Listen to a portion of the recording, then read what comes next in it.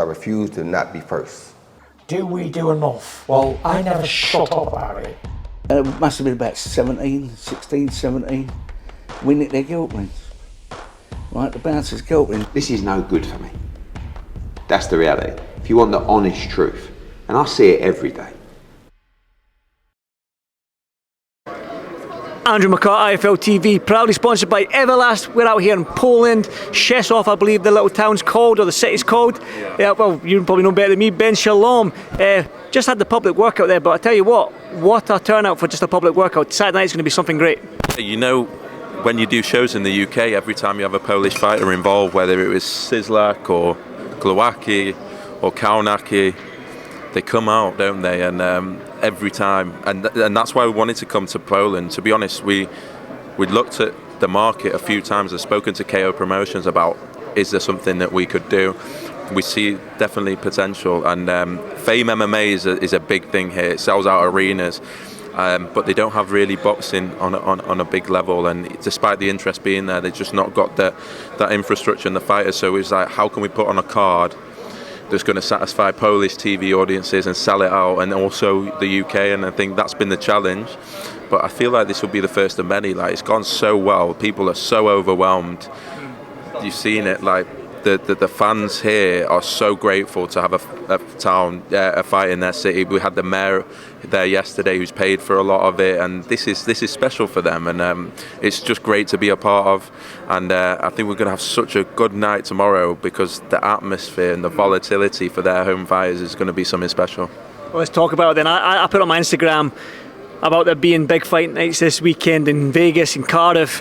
But I said, don't sleep on this Babic versus Lucas Rozansky fight. I mean, these two, you'll be lucky if there'll be a jab thrown in this fight. So they're just going to throw big arse winders, I believe, and that's what they do, and that's what makes it fun, and I think that's what we're going to expect. Yeah, look, it's not Spence Crawford, is it? And it's not going to be the most technical fight in the world, but for a casual fan or someone watching boxing for the first time, or for the first big show in Poland that we're doing, it's a perfect fight. You've got two absolute warriors that have a knockout ratio that's very, very good, that only can fight one way, let's be honest, that come out swinging. I can't see it going past 6 rounds, never mind going the distance. I think it's going to be a spectacle. Obviously, the Savage is going to be so pumped for this fight, but is also going to have to deal with a serious crowd, and they are so. As I say, this is the first time they've had something like this happen to their town. This is their local hero fighting for a world title. It's going to be special, and I think Babic is ready for it. We've seen him all week. He looks relaxed, and this is what he thrives on. And yeah, there's going to be Croatians in there. There's going to be Poles in there. There's going to be Ukrainians in there, and yeah, that main event is going to be an absolute war. And yeah, I think it's a casual, friendly fight, and what's there not to like? 2 unbeaten guys with huge knockout ratios coming to knock each other out. It's going to be windmilling, and I don't know. It's going to be special, and yeah, it's a great top of the bill. If one of them throws a jab, I'll give you a tenner. You've been speaking a lot in a lot of interviews that I've watched with IFL TV and other sort of platforms, that you want promoters to come together and you want to see big fights being made. So I want to touch on obviously the whole Saudi talk with Wilder, Fury, Joshua and Usyk. But Martin Bakoli's your heavyweight. You've signed Martin Bakoli. He's on the cusps now, and he's up against Ihor, who's behind us, and he's got a head that's I don't want to say, but it's a big noggin, like, but he's a unit of a man. So Martin Bakoli, he's on the cusp of that world title, but he's got a tough task ahead of him in Ihor Strifanowski, I believe his name is pronounced. So yeah, talk to me about that fight. Yeah, Shevardzutsky, I think. The Hulk. I think first of all, it's Martin's first fight with us. He is one of the most avoided fighters in the division. I think everyone can see that. He's a talented boy. He's still in his 20s, and when we looked at it, we just know that with a proper promoter and with a proper broadcaster behind him, he'll fight for world titles. And Yes, it's been a year out the ring since he went to Paris and fought Tony Yoka. This is going to be a tough fight. This guy is the home fighter, really. We're half an hour, 45 minutes from the Ukraine border, and he's a Ukraine Olympian, which means he knows how to fight, and he's unbeaten, and he'll see this as his opportunity. But we want a massive performance from Martin McCauley, and as you said, there's a lot going on in the heavyweight division. I expect Usyk to be ordered against Dubois, which leaves a final eliminator or the interim title for Wilder and McCauley. I think that's the fights we want to see him in. That's the fights we believe he can excel in and do extremely well in. And he's got to know him over the past few days. He's such a character, and I've known Billy Nelson for a while, and we talked about it for a long time. And but those two together, I want the best for them, and I really think Martin's very, very talented. Really talented. Like I said, I spoke to you about this whole situation in Saudi. Now, Dubois and Usyk, and Tyson's came out on his Instagram today and said there's going to be a big fight. Looking like it's summer, he's toyed with the idea. Well, he's letting the feelers go out there that he's got a big fight coming ahead. Joshua said that his next fight isn't until December. I've heard Wilder's team say that there's talks going on with Saudi. Eddie Hearn today with Coogan said there's talks. He's flying out to Saudi next week to have more talks about this super tournament, if you want to call it. You've been saying for a long time now you want every single promoter to work together. So when you heard the news of that initially as a boxing fan, not a promoter, Ben, as a boxing fan, when you heard that news, what was your reaction? Yeah, I think it's great. My only worry with all that is these special events or these big events, if they happen once or twice a year, I just worry about activity. What we don't want to see is fighters just being like, all right, I'm going to stick around for 12, 18 months and hope that ridiculous payday comes off. I think, yes, you have a great night, but where's the longevity, where's the activity? That's my only concern, because, as you say, you don't want fighters to say, right, I'm not boxing till December because the money's just so good. We're not going, because the sport will stagnate. For the sport to do well, you need your best fighters and the biggest stars fighting regularly. It's as simple as that. And so when I saw Tyson saying that he was going to fight this summer and Alexander as well, that's good. I don't think we want fighters just waiting for these one-off, 1 in 18 months things. I don't think it's necessarily good. It's great for that night, but fighters need to be active, and I think sometimes because of the money involved in boxing, that's what stagnates the sport. That's what makes fighters not want to wait, and that's what makes fighters not want to lose. Look at Joe Joyce the other night. I was so glad to see that fight, and I was fair play to Queensberry. I think people are saying, why did Joe Joyce take that fight?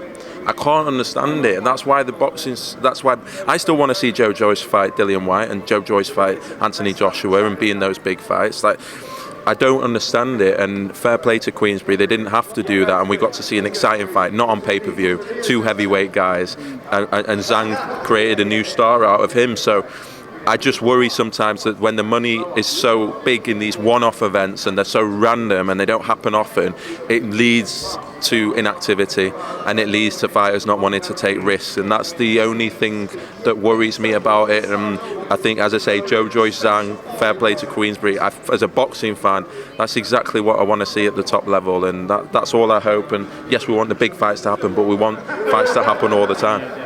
Well, to your point, Eddie Hearn said today as well that he wants to see Joshua fight in the summer, so I think Eddie feels the same way in that sense. Obviously the Saudi Arabia thing, as you mentioned there, but what an event it would be if it does pull it off. I mean, as a selfish boxing fan myself, I want to see who the top dog. I want to see one man at the top. I don't want to see 3 belts there, 1 belt there, 2 belts on that guy, 2 belts on that guy. I want to see one guy with everything around his waist so we know who the numero uno is. Styles make fights, so I mean, that in that sense, it's going to be some spectacle, isn't it? Yeah, I hope it happens. But how many times we talk about fights? We talk about fights all the time, and sometimes we don't see them. Sometimes we do. I'd love to see it, but again, we're talking about hypotheticals. We talked about Fury AJ for months and months. We talked about Fury Usyk for months and months. They didn't happen, so I'm hoping it happens. But let's see. Quick segue to this big fight. So you put on a big fight at the beginning of the year, and Liam Smith and Chris Eubank Jr. I was lucky enough to cover that fight, because what a whole fight week that was. It was a great fight week. The rematch, what's happening? Look, for us, that was activated months ago, and so I've always said we're doing the rematch. We had to do the rematch, it looks like as expected, we are doing the rematch. It's taken a bit longer than we'd expect. We've got an imminent announcement.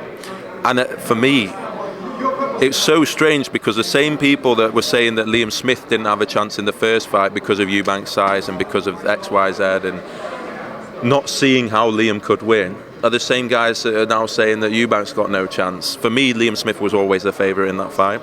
I think he still is. But to write Eubank off is a dangerous thing. I think it's a fight fans do want to see. I think it's almost like a fight that Eubank has to take, and that's what makes him dangerous. I think the first fight, he's on a roll. He's one of the most popular fighters in the UK. He's fighting anyone. He's fighting for big money all the time. That will have been a shell shock to him, believe me. To be knocked out like that will have been a shell shock, and he will be sat there thinking, this is my last chance. I need to take this fight, and I need to prove that that wasn't me.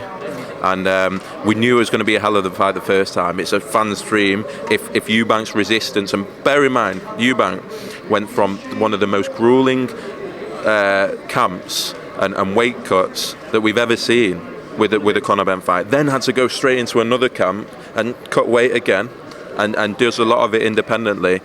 That probably had a lot to do with how he went in that fourth round. Don't make a mistake about that. And I think if Eubank's resistance is back, we could have a Fight of the Year candidate. Obviously, the official announcement isn't made yet in terms of where and when, but yeah, it will be, and it's imminent. And for me as a fan, I can't wait. You mentioned Conor Benn there, and the reason why this probably hasn't been fought already between the two of them is probably because there was the idea has been thrown about Chris Eubank Jr. fighting Conor Benn out in Abu Dhabi. That brings me on to the news then of Conor Benn. I mean, you're probably sick and tired of talking about Ben, but the UCAD suspension, the suspended Conor Benn. I think Conor Benn's gave him that £270 dossier for them to go. Then I think UCAD have come out and said that's not sufficient enough. So I think it's a 2-year suspension. Again, I'm just saying what I've heard. I don't know the ins and outs of it, but your thoughts on the whole thing again? Look, it's in the right hands now, isn't it? Which it always should have been. And this has to be the lesson where everyone learns. I'm not talking about the fighters, the board, the UCAD, all the contracts. The fact that it needs to be. All tests need to count, and it needs to just be dealt with in a proper way. And now it's in the right hands. I think we'll see it being dealt with like other cases have been dealt with, and hopefully the board look at themselves, sort out the contracts of the promoters, sort out the contract as to how this happened. And it's bad for everyone. It's bad for the fighter. It's bad for the sport. It's bad the constant gossip and this and that. Now that UCAD are across it, who are completely independent, who monitor almost every sport, who are worldwide. WADA is obviously the world body that looks after every sport in almost every country. They can now deal with it, and the board can go, that's their expertise, and they'll make their decision. I'm relieved. I don't want to talk about it anymore. It's nothing to do with me, and I just think it's in the right hands now, and we don't know what happened. None of us really do, and they'll make their decision, and I'm just sort of relieved that the right people are now across it. I do want to touch on that, the fact that it seems the journalists are finding out before somebody like Eddie Hearn is finding out about these sort of suspensions and drug tests and stuff like that. Just what do you make of that? Because Eddie Hearn alluded to the fact that he doesn't find out before the media finds out before him, but the McCART situation, the media didn't know nothing about it, but it was under wraps for 14 months. And I mean, what do you make of all that? Obviously, Eddie Hearn being the last to know, as he's the Conor Benn's promoter. I don't know. That's the thing. There was an outrage that I didn't know about Amir, but yes, with a promoter, I don't know if there's no fight that it's affecting. Like for instance, Amir Khan wasn't going to another ring, so would I be notified? Is it a duty to notify? I don't think UCAD's duty is to notify the promoter.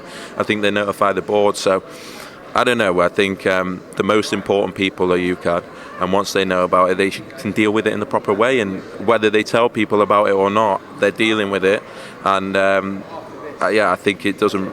I think it was embarrassing for me that I didn't know about what happened to Amir, but at the same time it didn't affect the process, and the process they went through clearly has worked, and what they did has worked, and we should respect that. And it's clearly messy.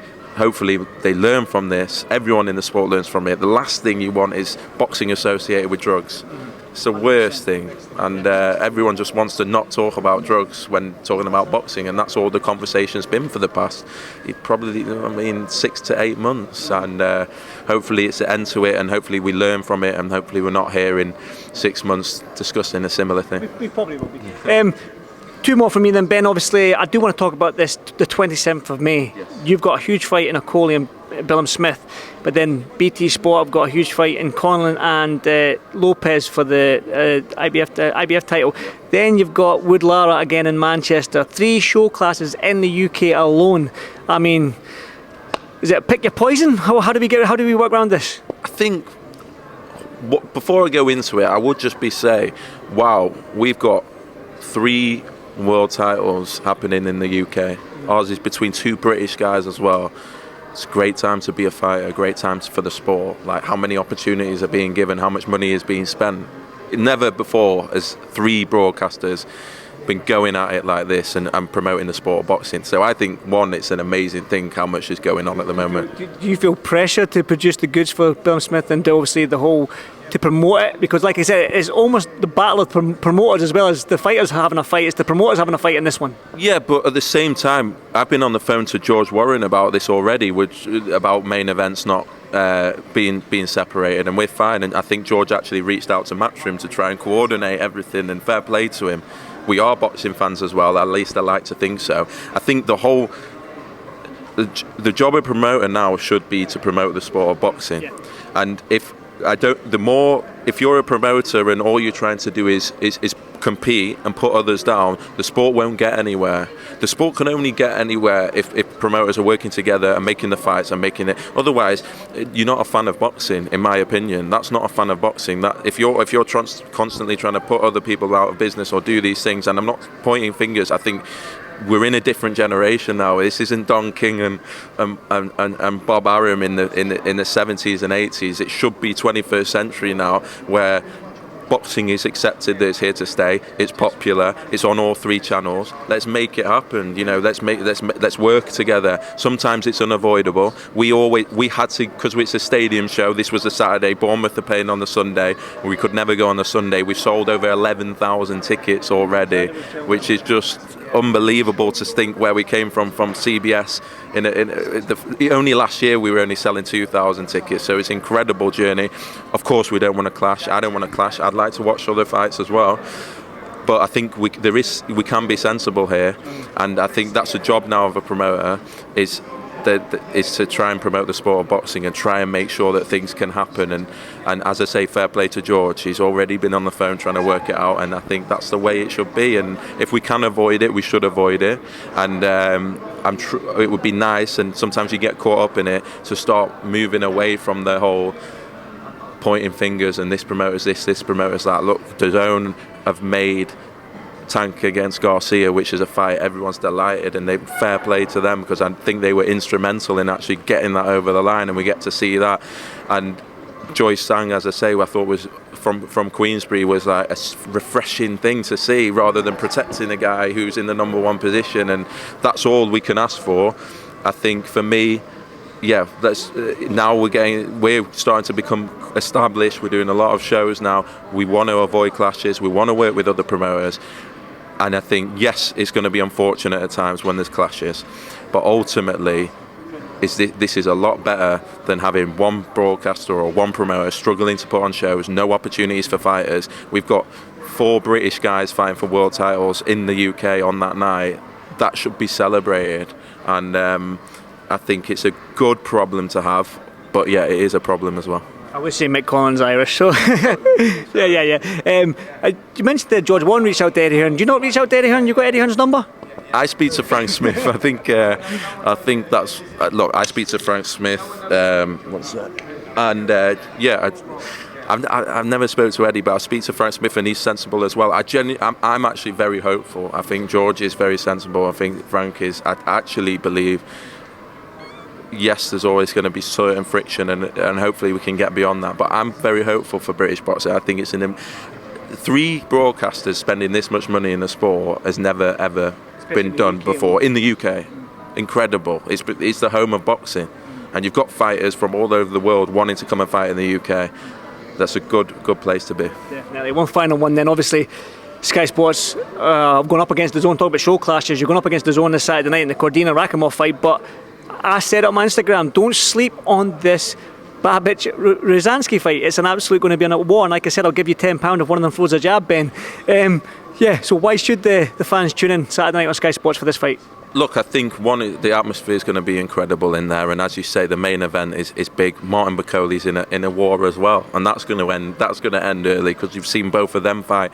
For me, Jamie TKV, for boxing fans, when we're talking about Clark, when we're talking about Adelaide, Fisher, Wardley, we want TKV in that mix. He's come on so well, and he was almost a bit of a diamond in the rough, and a great amateur record. But the way he's developing in the gym and the sparring and how he's performed so far, watch him, because he's against a local Man Mountain in this fight as well, and it's a heavyweight night, which I'm looking forward to. Obviously, Sislak, who we know well in the cruiserweight division, is a local hero over here fighting for the European title. It's a great show, and the main event in particular is going to be a war, and I'm looking forward to it because I think for us, as I say, we've got a Polish broadcaster that we have to satisfy and an English, and so to combine a card and make sure everyone's entertained, it's tough, but I think we've done it well, and I think it's going to be a special occasion on Saturday night, and I can't wait. I agree, and thanks for having me out here, Ben. I'm looking forward to this fight itself. I do want to touch on a guy that I know, he's a mate of mine actually, Boris Crichton. You spoke about the heavyweights not waiting to wait a long time. Boris has fought 3 times in a month. He fought Lindenhoff on 36 hours notice. He fought in Glasgow last week, and now he's fighting Steed Woodall in a tough fight. You talk about throwback fighters. I mean, Boris is epitome of that. He is, and for us, Caroline had a few personal issues. She was meant to be on this card, she's not now. And we want to start trialling out 50-58 rounders, where it's shorter and it's just 2 guys that maybe are at a crossroads in their career and they just want an explosive fight to then take them on. And Boris has had to go up to light heavy to fight Lyndon Arthur recently, fought last week. Steve Woodall's been sat on the shelf as well. And they both wanted, we had a slot, they both wanted to take it on a week's notice. It's a proper trade fight, it's going to be a war, it's 8 rounds. And Boris Crichton and those sort of fighters, you've got to credit them. And when I look at our schedule, and we're obviously about to announce 2 massive fights next week with Savannah and Liam, and it's and I look at Billiam Smith and Nicole and Buatsi, and you can look at the Olympians and the Whitakers, but the fights that really are special are the Chelly Heffrons or the McKenna Thompsons, Pigford Eggington, where you've got guys that perhaps could do without the fight that are going to put it on the line. And as a company, they're the ones you get excited about. They're the ones I'm looking forward to more than anything. And fair play to Crichton Woodall that just jumping in on a week's notice and putting it all on the line for 8 rounds. And as you say, Crichton's fought twice in the past month as well. And looking forward to it. That will open the show, I think, at 7 o'clock or 8 o'clock UK time. Excellent. Listen, I've had you for quite a wee while there, Ben. It's probably our longest interview we've ever done, and it's been out in Poland. So, listen, thank you as always, Ben, and thanks for having me out here, because I'm looking forward to that main event. Like I said, I put it on my Instagram, but listen, I'm going to get something to eat now. So thanks, Ben. Thanks, mate.